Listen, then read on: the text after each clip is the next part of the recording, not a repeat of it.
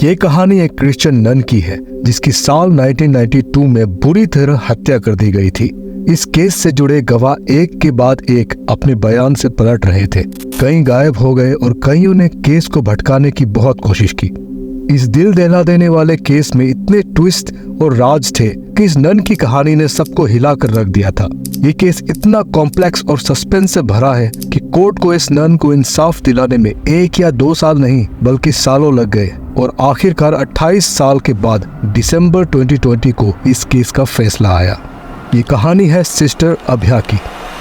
नमस्कार, मैं हूँ साइलो और आप देख रहे हैं हिंदी क्राइम एक्सपोज। अगर आपको ऐसे ही क्राइम और इन्वेस्टिगेशंस की कहानियां सुनना पसंद है तो चैनल को जरूर सब्सक्राइब कर लें और वीडियो पसंद आने पर एक लाइक करना न भूलें। आपका एक लाइक मेरे लिए बहुत मायने रखता है और मेरे चैनल को ग्रो करने में बहुत हेल्प करता है। साथ ही कमेंट सेक्शन में अपने विचार और सुझाव जरूर शेयर करें, मुझे आपसे इंटरेक्ट करने में बहुत खुशी होगी। तो चलिए अब कहानी में वापस आते हैं। ये कहानी केरल के शांत शहर कोट्टयम से शुरू होती है। 1992 में केरल के कई अन्य क्रिश्चियन क्षेत्रों की तरह कोट्टयम एक शांतिपूर्ण स्थान था जिसके चारों ओर चर्च और कॉन्वेंट बिखरे हुए थे। ये पूजा स्थल वहां रहने वाले लोगों के लिए जीवन का एक महत्वपूर्ण हिस्सा था। इस क्षेत्र के प्रसिद्ध कॉन्वेंट में से एक सेंट पाइस 10वां कॉन्वेंट था। इसमें एक गर्ल्स हॉस्टल था जहां कई लड़कियां पढ़ने और रहने के लिए आती थी, जिनमें से कई नन भी थी। इन महिलाओं में 21 वर्षीय सिस्टर अभया भी शामिल थी, जो एक समर्पित युवा महिला थी जो भगवान की सेवा करने और दूसरों की मदद करने के लिए कॉन्वेंट में आई थी। सिस्टर अभया एक प्री डिग्री कॉलेज में पढ़ रही थी और किसी भी छात्र की तरह उसकी भी परीक्षाएं आने वाली थी। एग्जाम में अच्छा करने के लिए वो बहुत मेहनत कर रही थी। उसने एक दिन अगली सुबह जल्दी उठकर पढ़ने का फैसला किया और रात को घड़ी में सुबह के 4 बजे का अलार्म लगाकर सो गई। उस दिन सुबह वो अलार्म बजने के साथ साथ उठ गई, हाथ मुंह धोया और अपने दोस्तों को हंसकर गुड मॉर्निंग कहा, जो अभी भी बिस्तर पर पड़े हुए थे। करीब घंटे भर लगातार पढ़ाई करने के बाद उसने एक छोटा सा ब्रेक लेने का सोचा और किताबें छोड़कर किचन की ओर चली गई। शायद वो पानी पीने या फिर चेहरे पर पानी फेंकना चाहती थी ताकि उसे नींद ना आए। जब उस सुबह बाकी लड़कियां और नन उठे तो उन्हें वहां कुछ अजीब लगा। उन्हें पता चला कि सिस्टर अभया गायब थी। जब वो लोग किचन में गए तो उन्होंने वहां एक पानी का बोतल देखा जिसका ढक्कन खुला था। पानी फर्श पर गिरा हुआ था और सिस्टर अभया की एक चप्पल वहां पड़ी थी। लेकिन सिस्टर अभया कहाँ थी ये कोई नहीं जानता था। वहां सब ने मिलकर सिस्टर अभया को पूरे कॉन्वेंट में कैंपस के आसपास ढूंढना शुरू किया और इसी खोज में उन्हें वहां कुएं के पास सिस्टर अभया का दूसरा चप्पल मिला। और जब एक नन ने कुएं के पास जाकर अंदर झांका तो उन्हें अंदर सिस्टर अभया की लाश तैरती हुई दिखी। ये भयानक नजारा देखते ही उसके मुंह से चीख निकल गई और वहां सबको इस बात का पता चल गया। फौरन पुलिस को इन्फॉर्म किया गया और फायर डिपार्टमेंट भी वहां पहुंच गया। सिस्टर अभया की लाश को उस कुएं से निकाला गया। हर कोई सदमे में था। ठीक एक रात पहले ही उन्होंने उसके साथ डिनर किया था और हंसी मजाक करके साथ में समय बिताया था। सिस्टर अभया ने उनके साथ फ्यूचर प्लान्स यानी अपने भविष्य के बारे में काफी कुछ शेयर किया था। वो किसी भी तरीके से डिप्रेस्ड या दुखी नहीं थी। उन्होंने बताया कि कैसे वो सुबह 4 बजे के अलार्म से परेशान हो गए थे और अब उसी दोस्त को ऐसी हालत में देखकर उन्हें कुछ समझ में नहीं आ रहा था। एक लोकल पुलिस ऑफिसर वीवी ऑगस्टिन भी वहां पहुंच गए और बड़ी बारीकी से हालात का जायजा लिया। शव बरामद होने के बाद उन्होंने एक रिपोर्ट लिखी। लाश की तस्वीरें लेने के लिए एक फोटोग्राफर को बुलाया गया और फिर लाश को पोस्टमार्टम के लिए भेज दिया गया। पोस्टमार्टम के दौरान डॉक्टरों ने कट और चोट के निशान देखे, सिर पर चोट पाए और मौत का कारण डूबना बताया। भले ही सिस्टर अभया के सिर पर चोट थी, फिर भी हत्या की संभावना के साथ मौत का कारण आत्महत्या बताया गया। उस समय कई लोगों ने इस रिपोर्ट को लेकर सवाल खड़े किए। उन्हें इस पोस्टमार्टम रिपोर्ट पर यकीन नहीं हो रहा था। आखिर सिस्टर अभया को आत्महत्या ही करना था तो उसने अलार्म क्यों बजाया? फ्रिज का दरवाजा क्यों खुला था? बोतल का ढक्कन क्यों खुला हुआ था? फर्श पर पानी क्यों फैला हुआ था? और उसकी एक चप्पल वहां क्यों पड़ी थी? ये सारे सवाल पोस्टमार्टम रिपोर्ट पर सवालिया निशान खड़ा करता है और ऐसा लग रहा था जैसे सब कुछ बहुत जल्दबाजी में किया जा रहा है। लोगों को कहानी समझ में नहीं आई। कई लोगों का मानना था कि यह आत्महत्या तो बिल्कुल भी नहीं है बल्कि एक हत्या है। उन्हें यह भी लगा कि कोई सच्चाई को छुपाने की कोशिश कर रहा है, खासकर इसलिए क्योंकि ये घटना एक कॉन्वेंट के अंदर हुई थी। ये कोई आम मामला नहीं था। ये एक ऐसा जगह है जहाँ सैकड़ों लड़कियां पढ़ने और क्रिश्चियन धर्म के बारे में जानने आते हैं और जहाँ भी धर्म की बात आती है तो शायद आपको भी पता होगा कि लोग किस तरह रिएक्ट करते हैं। केस को काफी छुपाने की कोशिश के बावजूद ये केस ठंडा नहीं हो रहा था। लोगों का सवाल जायज था और सबको इसके पीछे का सच जानना था। और इसी बीच जोमन पुठेन पुड़क्कल नाम के एक एक्टिविस्ट ने सिस्टर अभया को न्याय दिलाने के लिए और सच्चाई को सामने लाने के लिए एक कमेटी का गठन किया। अप्रैल 16, 1992 को इस केस को लोकल पुलिस के हाथ से लेकर क्राइम ब्रांच को सौंप दिया गया, जिसने महीनों तक जांच की। आखिरकार उन्होंने अपने रिपोर्ट में बताया कि सिस्टर अभया की मौत एक आत्महत्या थी। तब तक सिस्टर अभया को पहले ही दफनाया जा चुका था और उनके कपड़े अब तक नष्ट हो गए थे, जिसकी वजह से अब बहुत ही कम मेडिकल एविडेंस बचे थे। हालांकि ये मामला केरल में काफी चर्चा का विषय बन गया था। मीडिया के पास अपनी ही कहानियां थी जो लगातार ब्रॉडकास्ट हो रही थी। पूरे स्टेट में हर किसी के पास सिस्टर अभया की मौत के पीछे की अपनी ही कहानी थी। यहाँ तक कि किसी भी नन को क्राइम ब्रांच के रिपोर्ट में भरोसा नहीं था। दिन ब दिन मीडिया, कार्यकर्ताओं और यहाँ तक कि समाज की ओर से भी दबाव बढ़ने लगा था और आखिरकार इस दबाव में सरकार ने ये केस अब सीबीआई को सौंप दिया। फिर नए सिरे से जांच शुरू हुई। सीबीआई ने नए फोकस के साथ शुरुआत की, नए सुरागों की तलाश की और पुराने गवाहों से बात की। दोबारा ऐसा लग रहा था कि सब कुछ ठीक चल रहा है, लेकिन तभी कुछ बहुत अजीब और चौंकाने वाला हुआ। 1994 में एक CBI officer Varghese P Thomas ने एक प्रेस कॉन्फ्रेंस किया और एक चौंकाने वाला खुलासा किया। उन्होंने कहा कि उन पर मामले को आत्महत्या घोषित करने का दबाव था। इस वजह से उन्होंने रिटायर होने से लगभग 9 साल पहले ही अपनी नौकरी छोड़ने का फैसला किया। आप उनके बयान के बाद मचे बवाल का अंदाजा लगा सकते हैं। मामला एक बड़ी खबर बन गई। लोगों को समझ में नहीं आ रहा था कि ये केस सुलझने के बजाय उल्टा उलझता क्यों जा रहा था और ये दबाव आखिर कहां से आ रहा था। सीबीआई की टीम फिर भी काफी देर तक जांच करती रही। हालांकि उनके पास ज्यादा मेडिकल सबूत नहीं थे। बाद में उन्होंने कई डमी टेस्ट किए। उन्होंने सिस्टर अभया के सेम साइज और वजन वाला डमी बनाया और उसे अलग अलग तरीकों से कुएं में फेंक कर देखा। उन्होंने ध्यान से देखा कि उस डमी में कहां-कहां चोट लगी है और उन चोटों की तुलना सिस्टर अभया पर पाए गए घावों से की। हालांकि इन टेस्ट के बाद भी कोई क्लियर कंक्लूजन सामने नहीं आया। इसलिए जांच शुरू होने के 3 साल बाद 1996 में एक रिपोर्ट सौंपी गई। इसमें कहा गया, हमारा मानना है कि इसे हत्या का मामला माना जाना चाहिए। हमने ये पता लगाने की हर संभव कोशिश की है कि इस दुखद घटना के लिए कौन जिम्मेदार हो सकता है, लेकिन तमाम कोशिशों के बावजूद हमें कोई ठोस नतीजा नहीं मिल सका। घटना के 4 साल बाद स्थानीय पुलिस, क्राइम ब्रांच और अब सीबीआई के प्रयासों के बावजूद हमें अभी भी नहीं पता था कि सिस्टर अभया के साथ असल में क्या हुआ था। पिछली रिपोर्ट को खारिज कर दिया गया था और एक नई सीबीआई टीम को नियुक्त किया गया। इस नई टीम ने एक और जांच की और 3 साल बाद 1999 तक वो इस फैसले पर पहुंचे कि सिस्टर अभया की मौत एक हत्या की तरह लगती है। इस फैसले के पीछे का मेन रीजन मेडिकल एविडेंस था। इस बार सिर्फ एक डॉक्टर नहीं बल्कि 3 डॉक्टरों की टीम ने शव को देखा तो उन्हें कई चोटें मिली, जिनका पहली पोस्टमार्टम रिपोर्ट में मेंशन नहीं किया गया था। ये चोटें पहले छूट गई थी। अब चलते हैं घटना वाले दिन पर। कई नन कन्वेंट में थी और उन्होंने सिस्टर अभया के शरीर पर अधिक चोटें देखी। वीवी ऑगस्टिन, जिस अधिकारी के बारे में मैंने पहले बात की थी, उसने एक फोटोग्राफर को भी घटना स्थल पर बुलाया था। फोटोग्राफर ने सिस्टर अभया के शरीर की बारीकी से जांच की और तस्वीरें ली जिनमें ऐसे चोटों के निशान दिखाई दिए जिसका मेंशन पहले की रिपोर्ट या पोस्टमार्टम में नहीं किया गया था।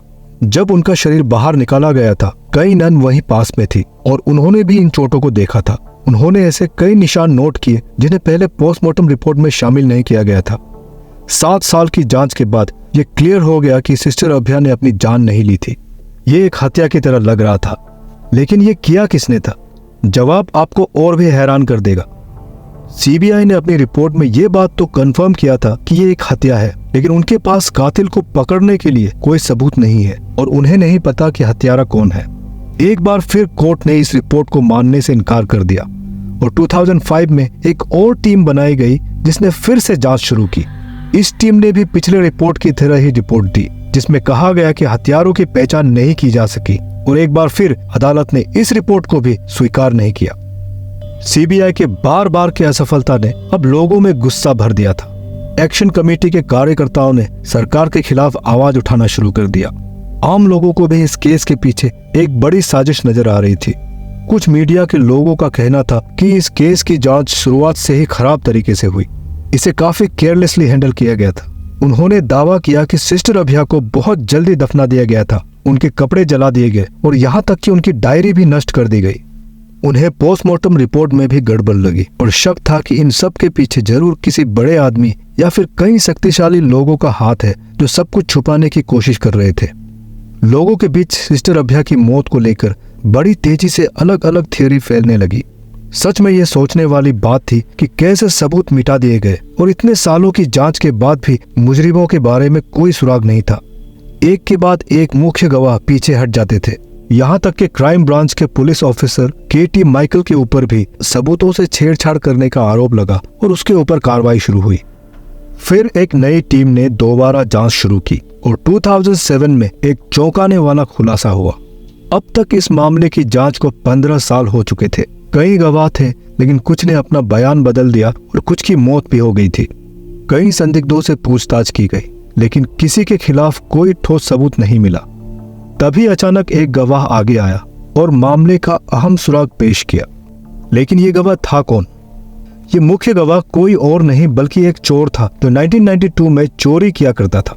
लेकिन क्या एक साधारण मामूली चोर की गवाही का भरोसा किया जा सकता है? हैरानी की बात यह है कि न केवल उसके बयान को गंभीरता से लिया गया, बल्कि इसने मामले की पूरी दिशा ही बदल दी। यह आदमी अडक्का राजू था, जिसने कबूल किया कि उसने 1992 के आसपास चोरी की थी। वो अलग अलग जगहों से चोरी करता था, चोरी के सामानों को बेचता था और 27 मार्च को अडाकू राजू चोरी करने के लिए सेंट पायस कन्वेंट में गया था। उसका प्लान छत पर चढ़कर वहां से अर्थिंग के लिए लगाए जाने वाले तांबे की तार और रोड को चुराकर बेचना था। वो रात के अंधेरे में चोरी की वारदात को अंजाम देने पहुंचा और कन्वेंट के अंदर जाने के लिए बाउंड्री वॉल के बाहर की तरफ के एक पेड़ पर चढ़ गया। और जैसे ही वो अंदर छलांग लगाने वाला था, उसने एक बहुत ही अजीब सी चीज देखी जो सालों साल उसके दिमाग में रहा। उसने उस अंधेरी रात में वहां किसी को गर्ल्स हॉस्टल की बिल्डिंग के छत पर सीढ़ियों से चढ़ते हुए देखा, जिसके हाथ में एक टॉर्च भी था। और जब थोड़ा ध्यान से देखा तो उसको बहुत अजीब लगा, क्योंकि वो आदमी फादर थॉमस था। आखिर फादर थॉमस इतनी रात को गर्ल्स हॉस्टल में क्या करने आया था? अडक्का राजू ने दावा किया कि उसने फादर जोजे और सिस्टर सेफी को भी वहां देखा था। यह अब तक का इस केस से जुड़ा बहुत बड़ा सुराग था और ये केस यहाँ से एक डरावना मोड़ लेना शुरू कर देता है। जैसा कि मैंने पहले बताया था कि राजू सिर्फ एक मामूली चोर था जो इधर उधर से चोरी करके कबाड़ी को बेचता था।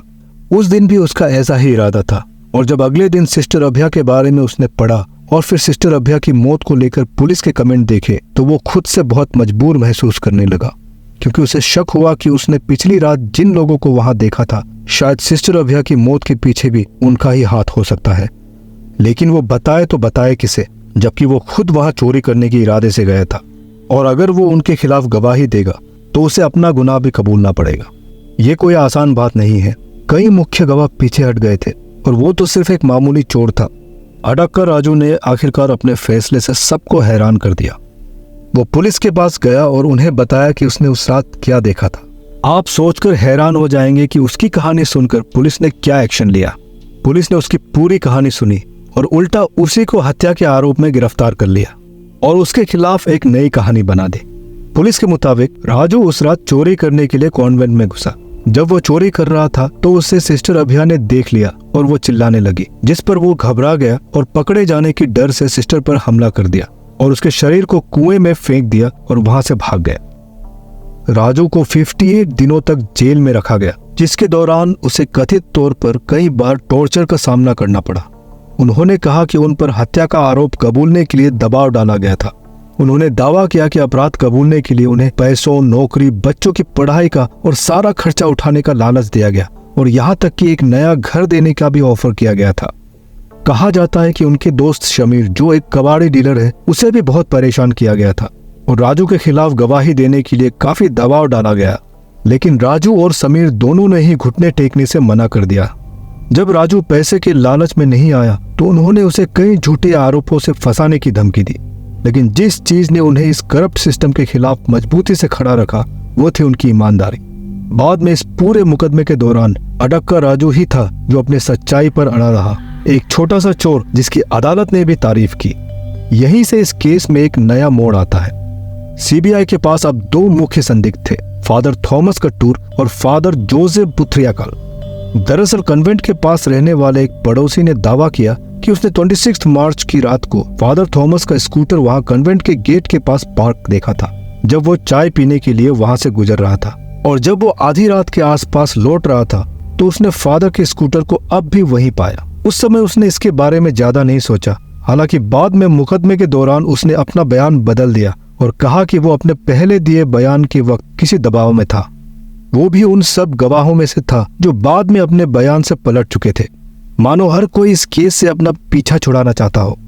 तो सवाल उठता है कि आखिर जब अडक्कर राजू ने पुलिस को उस रात के बारे में बताया था, शायद पुलिस को संदिग्ध के बारे में पहले से ही पता था, तो उन्होंने इसकी आगे जांच क्यों नहीं की? उन्होंने राजू के बताए नामों को क्यों सीरियसली नहीं लिया? या फिर कोई था जो उन्हें राजू को सेट करने के लिए कह रहा था? राजू को पैसों का ऑफर दिया जा रहा था। आखिर किसके पास इतना सारा पैसा था? और सबसे बड़ा सवाल यह था कि अगर राजू सच कह रहा था तो फादर थॉमस उस रात कॉन्वेंट में क्या कर रहे थे? यह अफवाह फैलने लगी कि फादर थॉमस ने अपने एक दोस्त को बताया था कि कॉन्वेंट में उनका सिस्टर सेफी के साथ संबंध था। इससे पहले भी कई लोग ऐसे ही दावे कर चुके थे। कॉन्वेंट में रहने वाले कुछ नन्स के बीच भी इस बारे में बात होती थी और साथ ही बाहर के लोगों को भी यह अफवाह सुनाई दी। आखिरकार 2008 में राजू के बयान के आधार पर सीबीआई ने इस हत्या मामले में फादर थॉमस, सिस्टर सेफी और फादर जोसे को मुख्य संदिग्ध के रूप में नामित किया। इसके बाद आरोपी के बचाव पक्ष के वकील ने गवाह राजू को अदालत में एक पेशेवर अपराधी के रूप में चित्रित करके उसके बयान को कमजोर करने की कोशिश की। उन्होंने राजू के खिलाफ लगभग 10 आपराधिक मामले लाए, जिनमें से अधिकांश में वो आरोपी था। राजू ने अपने किए पिछले अपराधों से इनकार नहीं किया, जिसने उसके बयान को कोर्ट के सामने थोड़ा कमजोर कर दिया था। इसके बावजूद वो अपने बयान पर अड़ा रहा और अपने पिछले सारे अपराधों को कबूल करते हुए सिस्टर अभया के लिए न्याय मांगता रहा। वो अकेला था जो उन तीनों के खिलाफ गवाही दे रहा था और इतने दबाव के बाद भी अपने बयान पर अड़ा रहा, जिसकी वजह से कोर्ट ने फादर थॉमस, फादर जोसे और सिस्टर सेफी को नार्को टेस्ट के लिए बेंगलुरु भेज दिया। नार्को टेस्ट के इंचार्ज डॉक्टर का नाम मालिनी था। इस टेस्ट की रिकॉर्डिंग 3 सीडीज में थी, जिन्हें बाद में केरला जुडिशरी कोर्ट और केरला हाई कोर्ट में भेजा गया। हालांकि बाद में पता चला कि नार्को टेस्ट के नतीजों वाली सीडी के साथ छेड़छाड़ की गई थी। इस मुद्दे पर एक्सप्लेनेशन देने के लिए डॉक्टर मालिनी को बुलाया गया था, लेकिन नार्को टेस्ट रिपोर्ट पूरा होने से पहले ही उन्हें ड्यूटी से सस्पेंड कर दिया गया। नार्को टेस्ट के दौरान मौजूद सभी लोगों से पूछताछ की गई। हालांकि सभी ने दावा किया कि सीडी के साथ कोई छेड़छाड़ नहीं हुई थी। सच्चाई का पता लगाने के लिए उन तीनों सीडी को centre for development of imaging technology में भेजा गया। सीडीआईटी ने जांच के बाद पाया कि पहली सीडी फादर थॉमस की थी। इसमें 32 मिनट और 50 सेकंड की पूरी रिकॉर्डिंग थी, जिसे 30 से अधिक बार एडिट किया गया था। फादर जोसे के नार्को टेस्ट की सीडी 40 मिनट और 55 सेकंड लंबी थी और इसे 19 बार एडिट किया गया था। आखिरी सीडी सिस्टर सेफी की थी, जिसकी रिकॉर्डिंग 18 मिनट 42 सेकंड की थी और इसकी छेड़छाड़ करके इसे 23 बार एडिट किया गया था। इसके बाद केरला हाई कोर्ट ने सीबीआई को आदेश दिया कि वो नार्को टेस्ट की असली सीडी 10 दिन के अंदर कोर्ट में पेश करे। लेकिन कुछ ही दिनों बाद फादर थॉमस, सिस्टर सेफी और फादर जोसे की बिना छेड़छाड़ वाला असली सीडी एक लोकल टीवी स्टेशन पर ब्रॉडकास्ट हो गया। ये किसने और कैसे ब्रॉडकास्ट की थी, इस बात की जानकारी किसी के पास नहीं थी। लेकिन असली नार्को टेस्ट रिकॉर्डिंग से पता चल गया कि फादर थॉमस और फादर जोसे ने हत्या कैसे की थी। नार्को टेस्ट में दिए उनके बयान के मुताबिक 27 मार्च 1992 की सुबह सिस्टर अभया बिस्तर से उठने के बाद पढ़ रही थी। उस सुबह काफी गर्मी थी, तो वो अपने हॉस्टल के कमरे से पानी लेने के लिए फ्रिज के पास गई।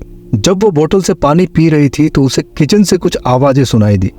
वो चौंक गई और किचन की ओर देखने आई। जैसे ही उसने किचन के अंदर आकर देखा तो उसने फादर थॉमस, फादर जोसे और सिस्टर सेफी को आपत्तिजनक स्थिति में पाया। उसी समय, इससे पहले कि वो वहां से भाग पाती, उन्होंने सिस्टर अभया पर जानलेवा हमला कर दिया। सिस्टर सेफी ने किचन में पड़ी एक कुल्हाड़ी उठाई और उसके सिर पर वार कर दिया, जो कि पोस्टमार्टम रिपोर्ट में कंफर्म हुआ था कि उसके सिर पर गहरी चोट लगी थी। सिर में चोट लगने से वो बुरी तरह घायल हो गई और इसी वक्त उन्होंने उसे घसीटकर कुएं के पास ले आए और उसमें फेंक दिया, जिससे ये लगे कि ये एक आत्महत्या या एक्सीडेंट है। इस सीडी के प्रसारित होने के बाद सीबीआई ने अपने दफ्तर में इन तीनों से पूछताछ शुरू की। हालांकि 2009 में तीनों को जमानत पर रिहा कर दिया गया। इस बात पर विश्वास करना मुश्किल है कि फादर जोसे को बाइज्जत बरी कर दिया गया। उनके ऊपर कोई आरोप साबित नहीं हो पाया। इस केस में 2009 से 2019 तक कई सारे सुनवाई हुई, और 2020 में केरला हाई कोर्ट ने नार्को टेस्ट के नतीजों और राजू चोर की गवाही के आधार पर फादर थॉमस कटूर और सिस्टर सेफी को आजीवन कारावास की सजा सुनाई। अदालत ने दोनों पर 5 लाख रुपयों का जुर्माना भी लगाया और इस तरह 28 साल बाद एक चोर की बदौलत भारत के सबसे लंबे समय तक चलने वाले मर्डर मिस्ट्री केसेस में से एक को आखिरकार सुलझा लिया गया। आप इस कहानी के बारे में क्या सोचते हैं? अपने विचार कमेंट सेक्शन में जरूर शेयर करें। तो आज की कहानी बस यहीं तक। मैं अगली बार फिर आऊंगा एक नई कहानी लेकर। तब तक के लिए अपना ख्याल रखें। नमस्कार।